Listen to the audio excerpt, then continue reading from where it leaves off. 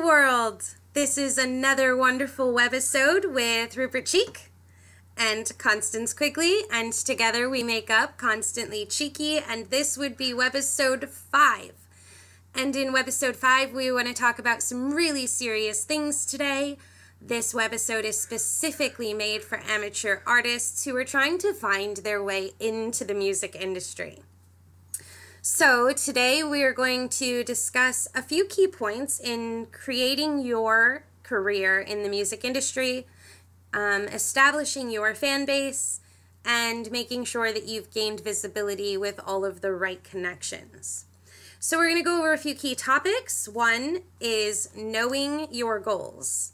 Second, we're going to discuss how you can get out there and make sure that you're visible. Third, we're going to discuss finding your team and what exactly that means, as well as how much you would pay your team, what their roles are, and how valuable they are to launching your career. We would also like to discuss the positions of these team members and all that that incorporates, so you can further understand your promotions manager and your artist manager, as well as your agent, because they all have clearly defined roles that help progress you in your career. And please forgive me, I totally did write down notes. The reason is because I do artist management and Rupert does promotions, so it's easier to be able to keep track and make sure that I'm giving you the best information across all facets, so there's no confusion. Finally, we're going to discuss, and the most important part for artists, of course, is once everybody's paid, what exactly should an independent artist look at being able to make? And I'll also end with explaining what a signed artist can expect to make from their gigs and from their performances. So it's time to get started. And in getting started, we're going to start with your goals.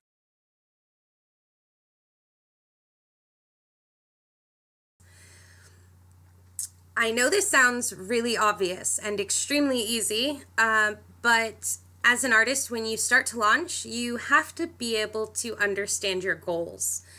So Rupert, if you were an artist just starting off, what do you think your first 5 goals would be, and what would the timeline be for them? I would think about which social platforms I wanted to start with. I would probably pick the biggest ones first, and I would, depending on if and how much I'm performing, I might set a goal related to a number of gigs within a certain period of time, and social media wise, I might give myself a target of a number of likes or a level of engagement on each of the platforms that I've chosen to be on. Well, you definitely think just like a promoter, and I totally love it, and you're right. So when we're setting up our initial goals as an artist pursuing our career, your first goal should be the development of your team. And that's kind of what Rupert's talking about, because one of your major key players in your team development is your promoter. And so your promoter is the one who's going to establish those promotion goals with you, and Rupert is a promoter and he lives and breathes it, and so that's the side of this that he completely understands. So you want to find a promoter who is really vested in your visibility and their availability to make sure that you can reach your target market. Secondly, he touched on being able to establish how many events you are going to be able to do. When you're starting off, you want to start off locally. And I know that a lot of people feel like they need to relocate to Los Angeles or relocate to Sacramento or New York so they can have this visibility in the music career. I want to stress extremely strongly that you can find major players in the music industry and in all of the arts industries spread out all over the globe in the most rural areas. So hone in on your home market first. And a great goal would be to establish 3 to 5 events locally every month for the next 3 months. If you landed 3 to 5 events locally every month for the next 3 months, you're going to notice that your career is going to launch in a really big way. And this takes a great deal of dedication and, well, commitment to your goals. So your first goal is establishing your team. Your second goal is going to be setting up your event locations and making sure that you're meeting a targeted goal every single month for the first 3 months. Don't set a 5-year goal and try and reach that initially. I mean, I live by goals, so it's okay to set a 1-week goal, a 6-week goal, a 3-month goal, a 1-year goal, and 5-year goals. Go for it. But work for your 1-week goal, and then work for your 6-week goal, and then work for your 3-month goal, and make sure that you're staying focused. So I'm going to say that goal number 3 is commitment to your goals, because it's the most valuable asset that you have, and it allows you to make sure that you're fulfilling all of your goals. Goal number 4 could be something really creative and fun. Maybe you would reach out to a nonprofit once a month to perform for them. I know that that means that you're not going to make money, artists, but it does mean that you're going to gain visibility, which does eventually equal out into profits for you. And you've benefited your community in a grand way, and they're not going to forget it. Goal number 5, I'm going to let you go ahead and decide what that's going to be. If you're trying to sign for a label, you might want to start working on your demo. But I'm going to tell you to research, research, research. And as we discuss this, you'll see why towards the end of the video, because I tell my artists that instead of chasing the label, establish yourself and make it a goal that the labels will chase you. And watch, I'm going to be successful in my endeavors because I'm able to maintain commitment, and so are my artists. You could chase the label first, but you're swimming in a sea of other successful people who are doing the same thing. Why not try and establish yourself first and make money in the meantime? Just my little point.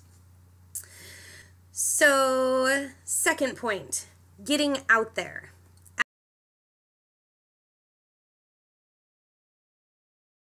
As an artist, you want to make sure that you are seen. Everybody knows you exist. How are you going to make any money? Nobody will show up to your shows, and no one will care that you're singing or that you're the most amazing rock star, guitarist, whatever. It doesn't matter, because if I don't know you exist, you don't. Welcome to the World Wide Web. So getting out there. Life for the artist cannot be lived behind a keyboard. We're going to discuss the importance of your team later on. I can't stress this enough. Rupert's life can be led from behind a keyboard. His job is to make sure that you're visible. His job is to make sure that you are completely accessible across every social media outlet and that you are reaching your targeted goals for your social media networking and connections. However, as an artist, if you are behind a keyboard all day long, I don't know you're real, so I'm not going to really support you, and you're also not building your network. And as an artist, Rupert, how important is your ability to network? Very important. A number of from my own perspective, a number of the musicians who I've helped online have been people I've met at gigs in the flesh, bands I've performed on the same stage with a number of years ago, kept in touch with, gigs I've been to myself, to the hair bands, and met them afterwards. I love that you're mentioning the bands. So you have been able to well-root yourself in the music community by attending other artists' events as well as your own, correct? Yes. So I want the world to listen very closely. If you are an aspiring artist, you should be supporting other artists because then you are building your network. So as an aspiring artist, start making connections with other artists because they're going to have key insights that you don't currently have. And if you can establish a relationship, which is a lot easier to establish if you're supporting that artist, you're going to watch your own career launch in a positive direction as well. So networking is essential, and I cannot underline it enough. I'm sure Rupert cannot underline it enough, but he could provide some key insights into how your network can strengthen his ability to promote you. Yes, I could.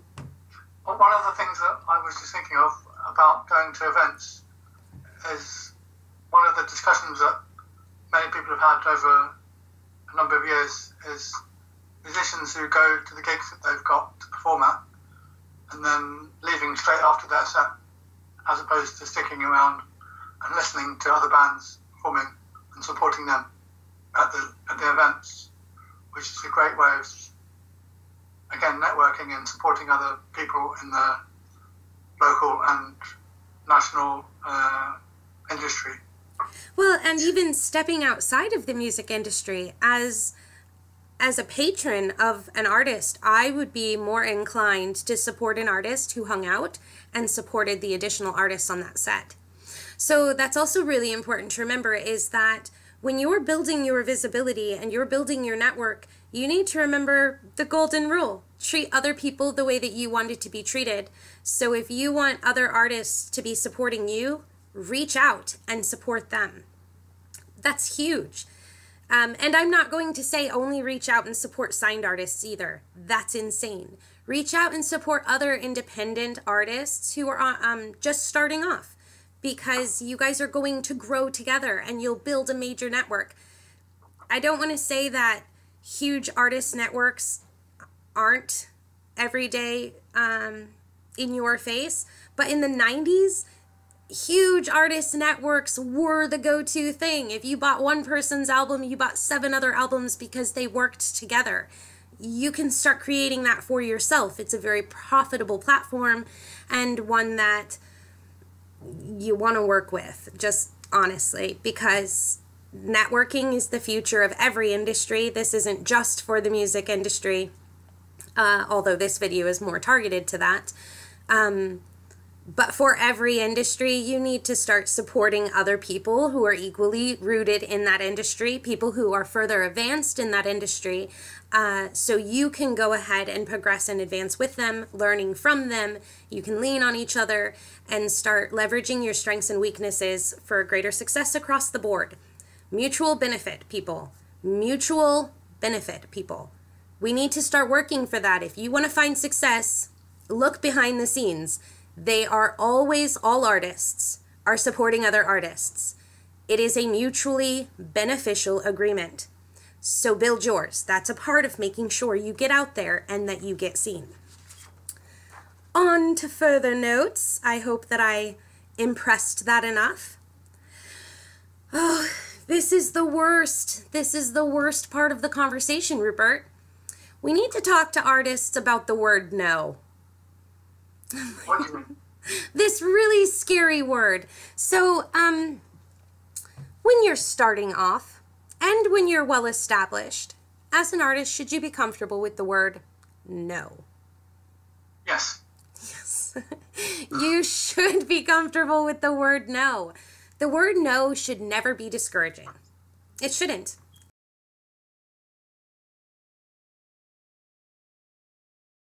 People who are afraid of no's never make money. People who go out of their way to collect 100 no's a day become millionaires. One of my greatest mentors in my own life told me that 100 no's a day got you this much closer to success, and that if you were afraid of hearing no, you were never going to open the door to hear a yes. So Rupert, give us a little feedback on your position of no. Have you ever heard no before? I'm trying to think of an example. I've had lots of no's when I've applied for jobs. and I've had a kind of extreme case of that, of not even having a response. In which case, it's nice enough to have a no at least. Then at least I know. So that's kind of the most obvious example that springs to mind. Well, a no's can hurt, and I'm not saying that a no can't hurt, but would you allow it to hold you back? Not beyond the day. Oh, we go back to Webisode 3. It's okay to take a day. But you should never allow a no to beat you up. Actually, if you learn anything from this webisode, I want you to learn to accept no's with grace and almost with excitement. I am never afraid to hear a no. If you tell me no, I have trained myself just through positive thinking and daily affirmations that I'm collecting them. And if I can get 100 no's a day, I've done excellent. My day's done. Wrap it up. But I also want you to understand, on a grander scheme of things, if you got 100 no's a day, how many people did you introduce yourself to that day? And maybe they said no, but they didn't say no because you're not talented, and they didn't say no because, you know, they're not interested in you as a person. Possibly they said no because their budget wasn't available for you. I applied for my dream job, oh man, a year and a half ago, and I made it through the first interview, and I was really excited. I knew I had this job in the bag, and I was winning. I didn't even care. No one could pop my balloon. I was the happiest girl in the world. And it came for interview number 2, and I got a letter, and it was a rejection letter. And this is when I had this conversation with this mentor. And I kind of melted a little bit because I took it personally. Most people do. They take it personally.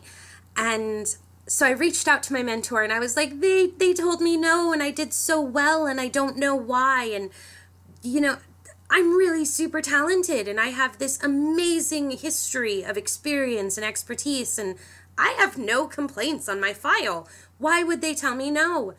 And he said, reach out and ask them.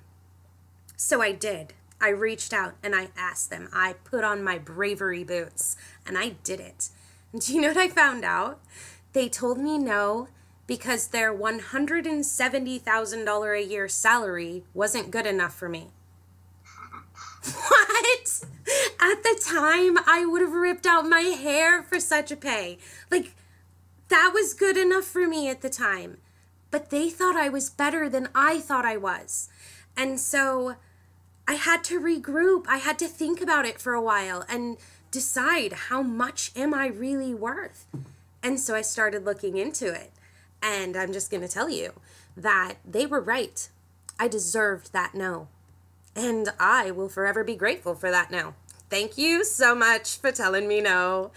Collect your no's. Your no's are so important. And then if it bothers you, reach out and ask why. What are they going to say? No? And that's okay. It's always okay.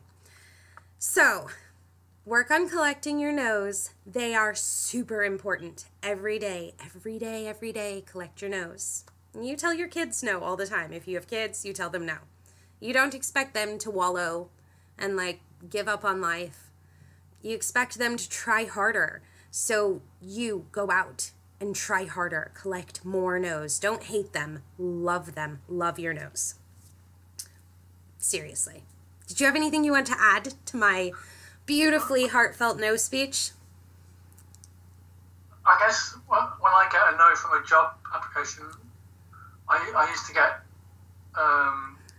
annoyed and frustrated, but I came to a point where I started to realise that that wasn't what I was supposed to be doing.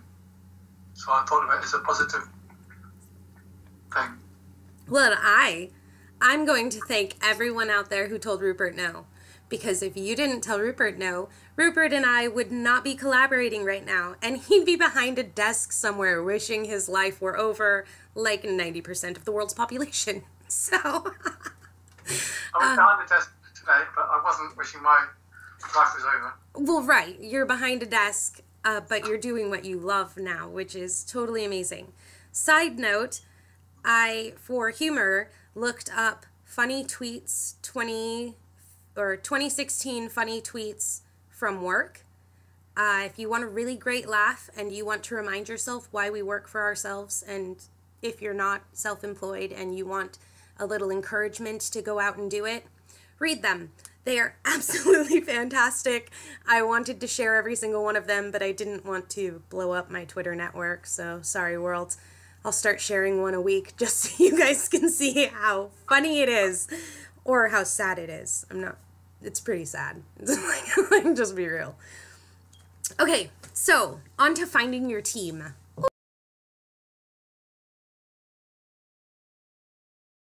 Oh, your team, it's so exciting. So there are things in your music career that you're going to excel at. I don't care if you're a guitar player, if you're a singer, if you're bass, it doesn't matter. You're going to excel at a few things, but there are also things that you're going to need help with.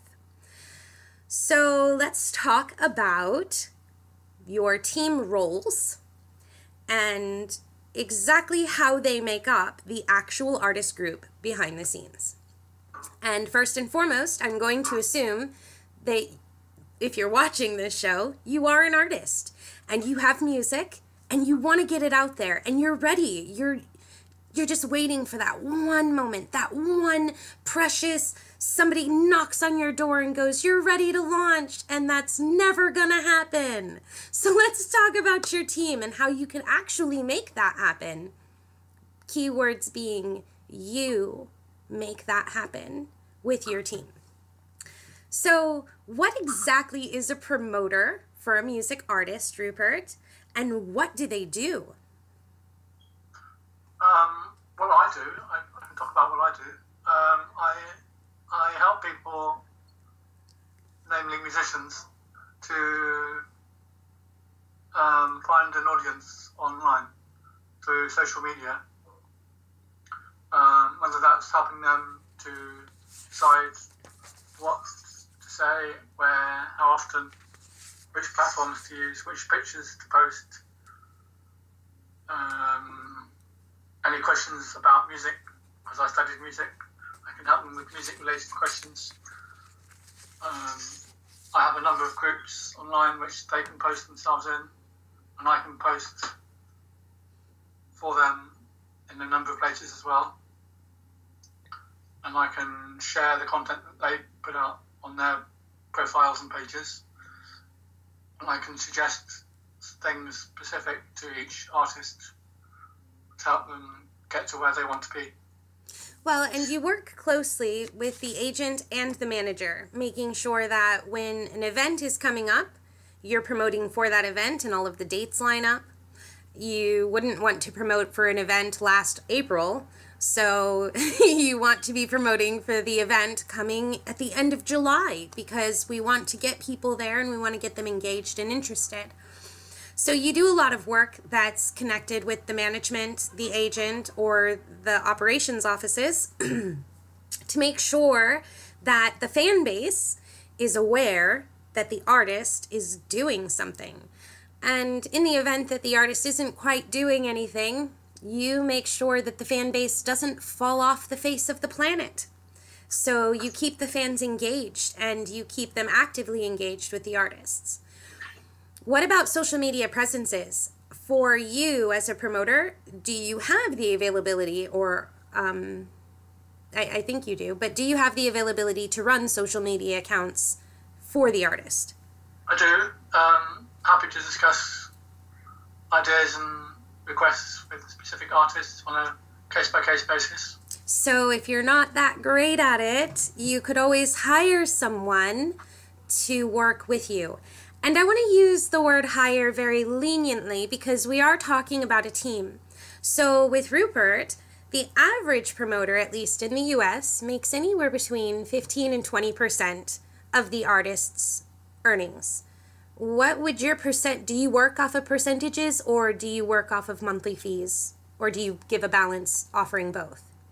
I like to discuss specifics with artists depending on where they're at. So you offer both. You'll work with them. Yes. So I think that's pretty fantastic because it allows the artist to decide whether or not they're going to pay a monthly fee every month or weekly or however they arrange it, or if they're going to pay based on percentages of their own earnings. And that is done in a contract. And I'm going to tell you that regardless of how your team is set up, I don't care if your manager is your wife or your mother or your grandmother or your best friend since 1942, you need a contract because contracts keep your friendships intact. It allows you to know what your job requires, how much you're getting paid, and what will happen if the band splits up or if your arrangement with that person is no longer valid. So you want to make sure that you... Sorry, what? I know 2 artists whose manager is their mum or dad. I love that. I think it should always be someone, your manager should be someone that you trust wholeheartedly. This is someone who's looking out for your best interests. And we'll talk about manager. Actually, we can talk about manager next if the world would like to discuss managers. So I do have keynotes here for what managers do, although I am a manager for whom, and I'm a manager for Kalia Lachey, which is my daughter. See, so I totally agree with the mother thing. I think it's very important that your manager is looking out for your best interests in kind of a maternal, paternal way, because no one will mess with my kid. That's the thing. You want to make sure that their interests are protected. So as an artist manager, what am I? I'm the mouthpiece of the band or the artist. My job is to make sure that everyone's taken care of, that their career is headed in the right direction, that promotions and the agent are communicating in a wonderful way that's progressing their visibility. It's not bad to have your team made up of personal friends. Actually, on my end, it's strongly encouraged. From my perspective, it's strongly encouraged. And if you look at the history of artists that have been extremely successful, that is usually the case. So your team needs to be somebody that you trust. Other than making sure everybody's happy and everything's go-lucky, I am also responsible for legal compliance. So I want to make sure that the contract works out for my artists and that it's mutually beneficial for whoever we're working with.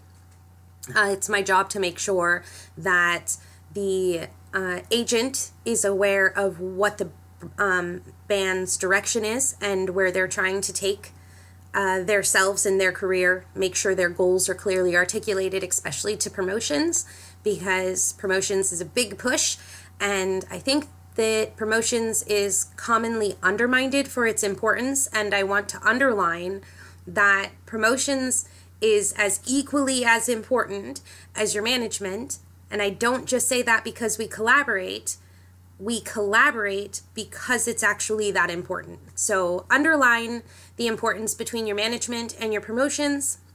You can get a manager that will do the agent's job, but I'm not one of them. So the manager should make anywhere between 15 and 20% of the artist's income. There's a reoccurring theme here, people, and we'll get to that at the end. Let's move on to an agent. Who is an agent and what exactly is their job? So in the strictest word of this, or in the strictest sense of the word, an agent is the person who is responsible for booking your events. The agent makes sure that you have a concert to attend and to impress. And so your manager makes sure that your contracts look good. Your promoter makes sure that your audience is aware that you have something coming up and that your audience is building. And your agent makes sure that you have an event to actually attend. Are you starting to see the importance between these people? Agents will make between 18 and 20% of an artist's income. I'm sorry, artists. That means that right off the top, if you're paying them on the high end, and I hope you are, because that would mean that your team is actually functioning in a progressive way, 60% of your income's out the door. That means the artists themselves make 40%. So that can have wiggle room depending on how big your band is. But I'm discussing a singular artist. And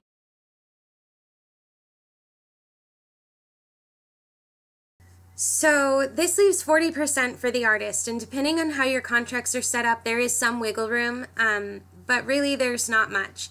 So then I want to talk about the differences between whether or not you are an independent artist or whether or not you're seeking a signed contract, because then there's huge discrepancies in what you actually achieve financially if you sign with a major label. And I know that there are some artists out there who have refused major labels and created their own labels or stayed independent that have stressed that their contractual agreements really leave them with anywhere between 5 and 7%. So that's another reason I really do push for my artists at least to remain independent until a major industry leader comes chasing them, because then you're looking at a better percentage anyways if you can establish yourself first and get some record sales under your belt before reaching out to a major industry leader. Or, as I like to say, don't chase them, let them chase you, and then you know that you've succeeded. So as a manager, that is my best advice, is really don't go off chasing your contract. And then I don't discourage it if that's something that you really have your heart set on. I understand.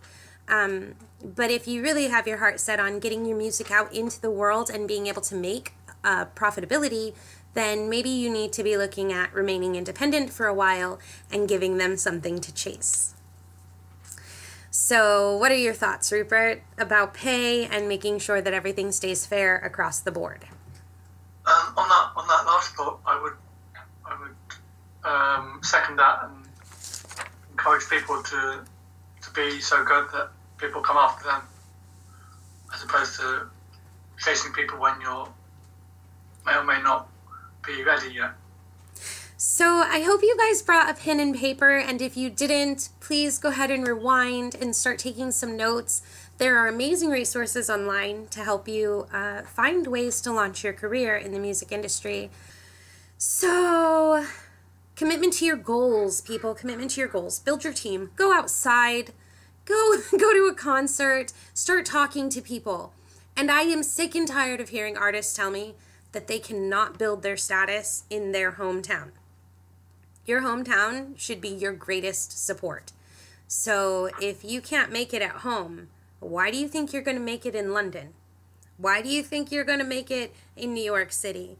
Why do you think you're going to make it in Cincinnati? You're just not. You need to be able to make it at home, and at home there's a lot more leeway. So if you live in a rural town, go have fun with it.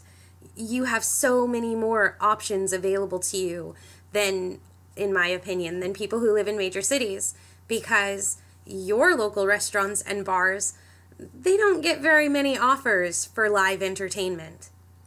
Step out there and take a risk and believe that you can do it. Believe in yourself.